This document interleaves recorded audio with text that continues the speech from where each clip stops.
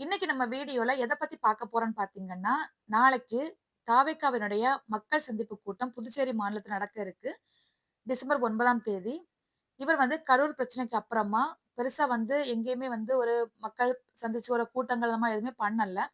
காஞ்சிபுரம் மாவட்டத்தில மட்டும் உள்ளரங்கு கூட்டம் மாதிரி ஒரு தனியார் காலேஜ்ல வச்சு பண்ணாங்க. அதுக்கு அப்புறமா புதுச்சேரி மாநிலத்தில மக்கள் சந்திப்பு கூட்டம் நடத்துறதுக்கு பெர்மிஷன் வாங்கி அவங்க வந்து அந்த அதிகாரிகளோட தொடர்பு பேசிக்கிட்டு அந்த முதலமைச்சர் வந்து இவங்களுக்கு அனுமதி குடுத்துருக்காங்க. இது டிசம்பர் 9ஆம் தேதி நாளைக்கு நடக்க இருக்கு.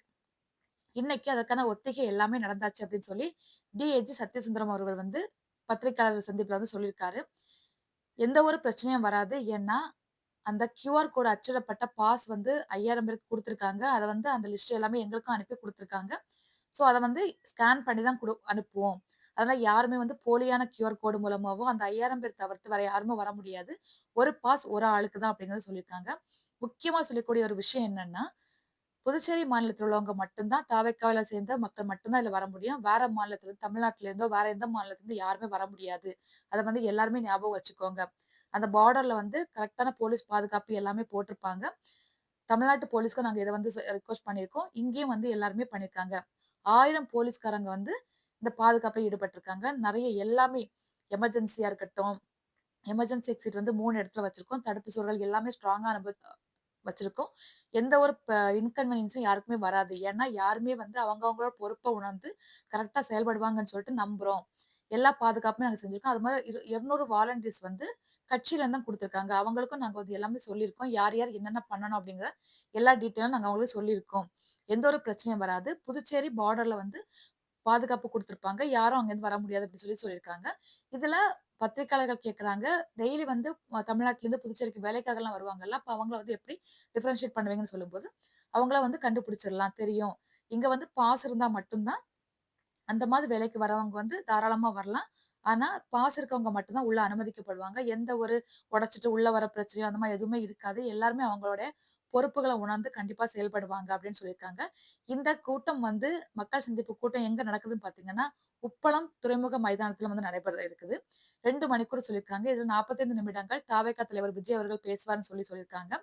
நாளைக்கு வந்து செங்கோட்டையன் அவர்கள், அதாவது அதிமுகலருந்து வந்த செங்கோட்டையன் அவர்கள் சேர்ந்ததுக்கு அப்புறம் நடக்கக்கூடிய முதல் மக்கள் சந்திப்பு கூட்டம் இது.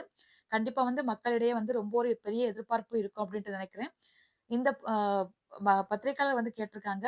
இந்த கூட்டம் நடக்கக்கூடிய இடத்துக்கு பக்கத்துல இருக்கக்கூடிய மதுபான கடைகள் வந்து மூடப்படுமா? அப்டின்னு சொல்லி கேட்கும்போது, இந்த மாரி எதுவும் நாங்க பண்ணல. நாங்க ரிக்வெஸ்ட் பண்றோம் அப்டின்னு சொல்லி அந்த டிஏ சத்யசுந்தரம் அவர்கள் வந்து சொல்லியிருக்காரு.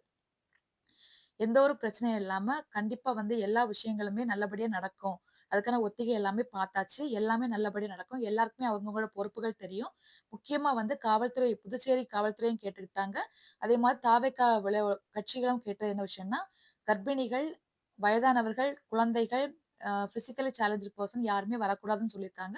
அதே மாதிரி அவங்க யாருமே வரமாட்டாங்க. எல்லாருக்குமே அவங்கவங்க கடமைகள் தெரியும். அவங்கவங்க பொறுப்புகள் உணர்ந்து கண்டிப்பா செயல்படுவாங்க.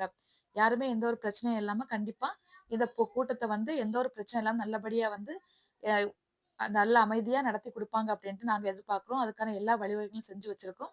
கண்டிப்பா அந்த மக்கள் வந்து சப்போர்ட் பண்ணுவாங்க அப்டின்னு நாங்க நம்புறோம். எந்த ஒரு பிரச்சனையோ, எந்த ஒரு அசம்பாவிதமோ கண்டிப்பா நடக்காது. அப்டிங்கிற விஷயத்த வந்து சத்யசுந்தரம் அவர்கள் வந்து இந்த பத்திரிகையாளர் சந்திப்புல சொல்லியிருக்காரு. இந்த பத்திரிக்கையாளர் வந்து கேட்கறாங்க, எப்பவுமே தலைவர்கள் வரும்போது பின்னாடியே ஃபாலோ பண்ணிட்டு டூ வீலர்லாம் வருவாங்கல்ல, அந்த மாரி வந்தாச்சுன்னா போக்குவரத்து வந்து பாதிக்கப்படும்லன்னு சொல்லி கேட்கும்போது, அந்த மாதிரி யாரும் பண்ண மாட்டாங்க. அதுக்கு ஏத்த மாரி வந்து காவல்துறை வந்து பாதுகாப்பு குடுக்கும். அந்த மாரி இந்த இயல்பா நம்ம நார்மலா வந்து இருக்கிறதுக்கு வந்து மாறாக எதுவுமே நடக்காது.